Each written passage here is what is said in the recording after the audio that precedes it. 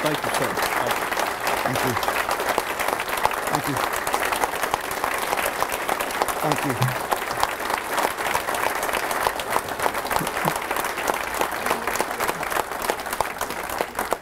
Thank you. Thank you very much. Ministry of presence. Now that is powerful.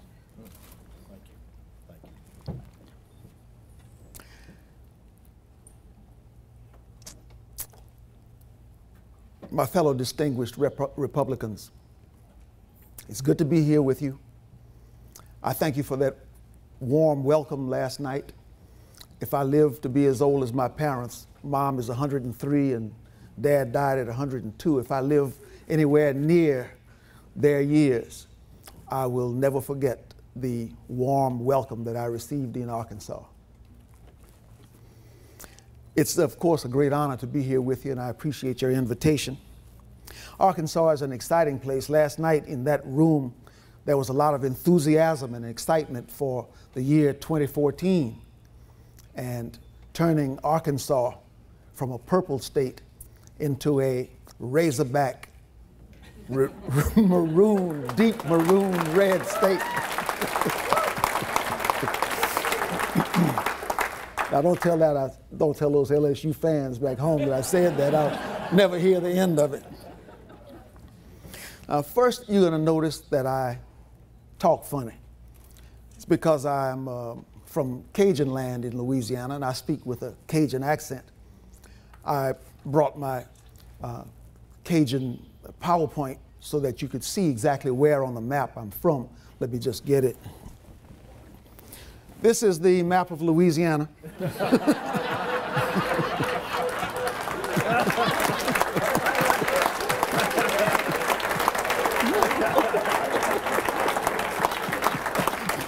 Arkansas right up here, the Gulf, Texas over here, right here. Well, actually, this area is Cajun land, settled by the French-speaking persons who were expelled from Canada.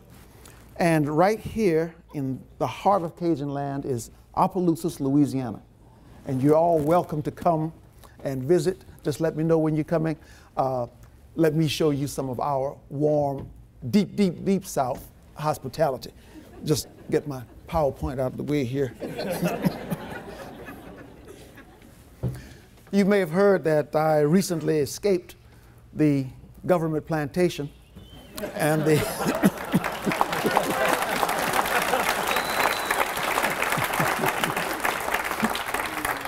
and the party of disappointment. I joined the party of Frederick Douglass, of Abraham Lincoln, Martin King, Ronald Reagan, the party of freedom, the party of progress.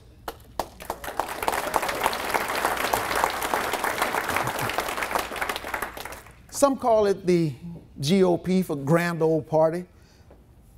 I was listening a little earlier. The new way that we are discussing GOP is the Growth and Opportunity Party, and I think it suits us very well. I joined the Republican Party at an interesting time in American history. It has been suggested that we do some soul searching, find out really who we are. You may have heard the recent comments by Senator Bob Dole in his interview with Chris Wallace.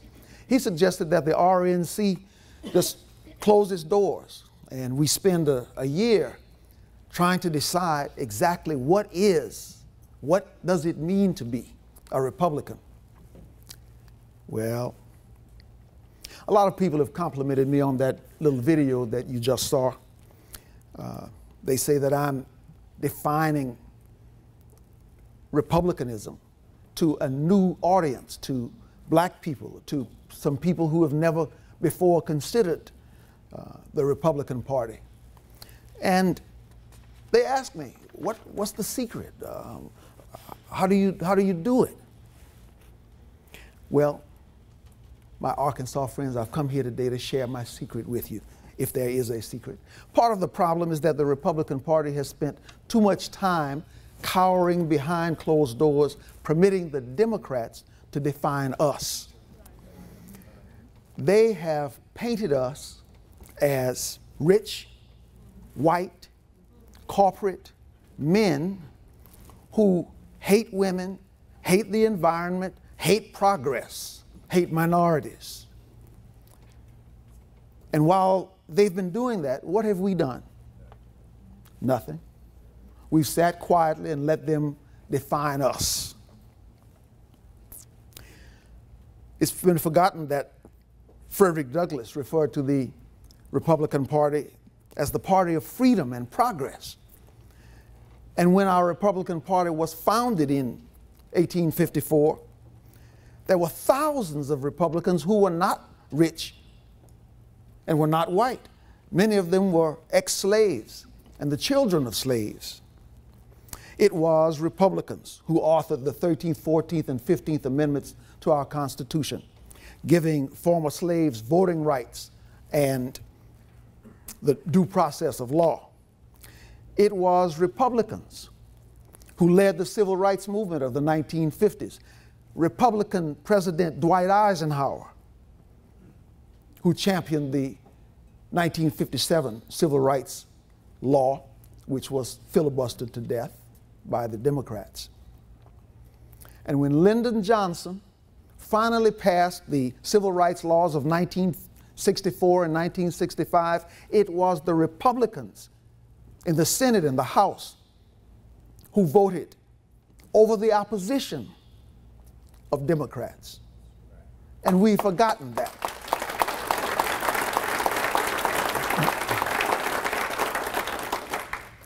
It was in the 1960s that Democrats started to portray themselves as the party of the people, the party of the poor.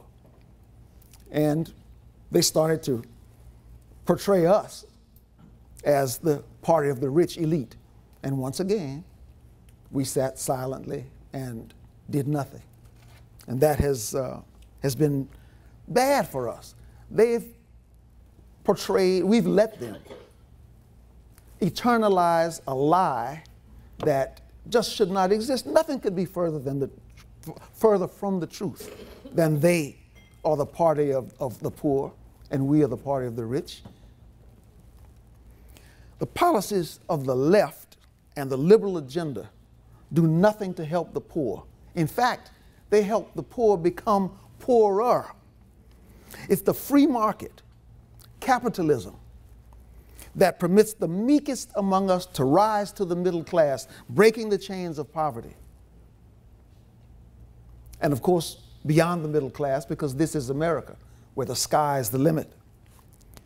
Before America, most societies were dominated by a small elite and everyone else was poor. That was the society of England and King George.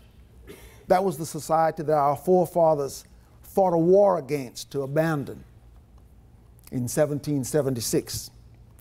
They wrote a constitution that would limit government so that there would never again rise a small elite that would govern all of the poor people. There would never again be that dichotomy, a small rich group and everyone else poor and dominated.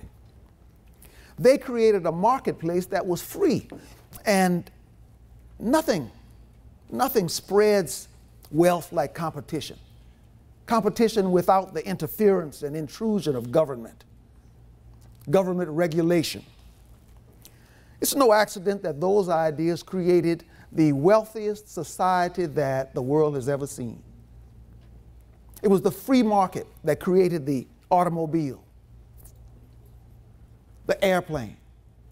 Thank God, air conditioning. The internet. It was the technology of the free market that placed an American on the moon. It was the free market that created the largest and wealthiest middle class that planet Earth has ever seen. But somehow it's always the liberals who say, we're doing this for the middle class. Even Obama once referred to himself as a warrior for the middle class.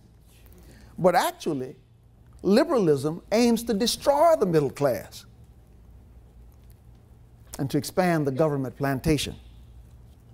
It's the liberals in Congress who decided to tinker with the housing market, along with Freddie and Fannie. And they created the housing bubble of 2008. That bubble burst, and thousands of Americans lost their homes, and thousands of Americans lost their jobs. Is this raising Americans from poverty? It was this president who decided to overhaul health care, and he removed competition from the health care marketplace, forcing every American to buy a private product which is already driving up the costs of health care through the roof and driving down the quality of health care into the basement. Is this the way to lift Americans out of poverty? And now the president is declaring a war on coal, a war on energy, which is really a war on poor people, because who more than poor people need cheap electricity? Please tell me, is this the way to lift Americans out of poverty? The big spender in Washington, D.C. is building bridges and roads, highways in faraway countries, while our bridges and highways crumble. He's spending billions and billions in other nations while ignoring America.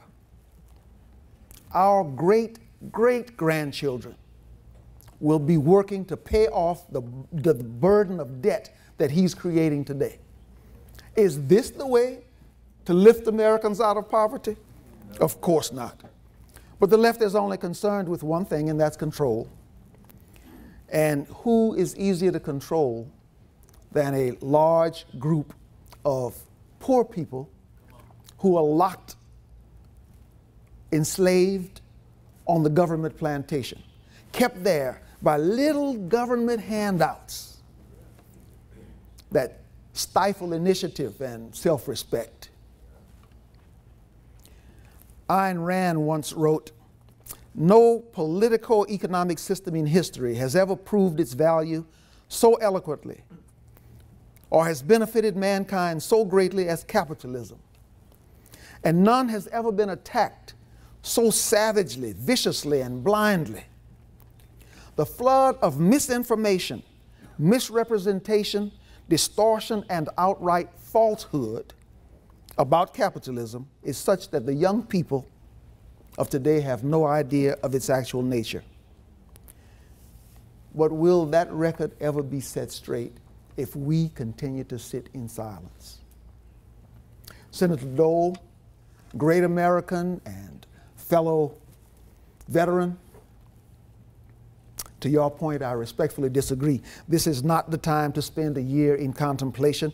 We don't need to spend any more time cowering behind closed doors and acting ashamed of the values that have made this the greatest nation on earth.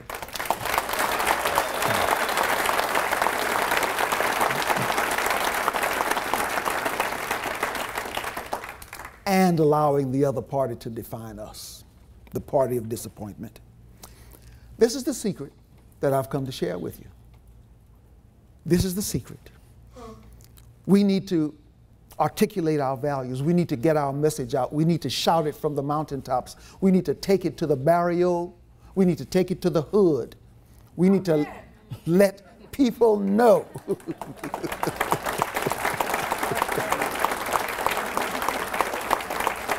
what we stand for. Truth is the sharpest sword in this battle. So let's go out and tell the truth. Now is the time, not later, now is the time for us to embrace and articulate the values that made our great party great, and the values that made America great. We're talking about prayer and families, limited government, lower taxes, privacy for our citizens, free markets, a free press, gun ownership. Because in the words of Ronald Reagan, if we lose freedom here, there is no place to escape to. This is the last stand on earth. Thank you, Republicans of Arkansas. God bless you and God bless our nation. Thank you. Thank you.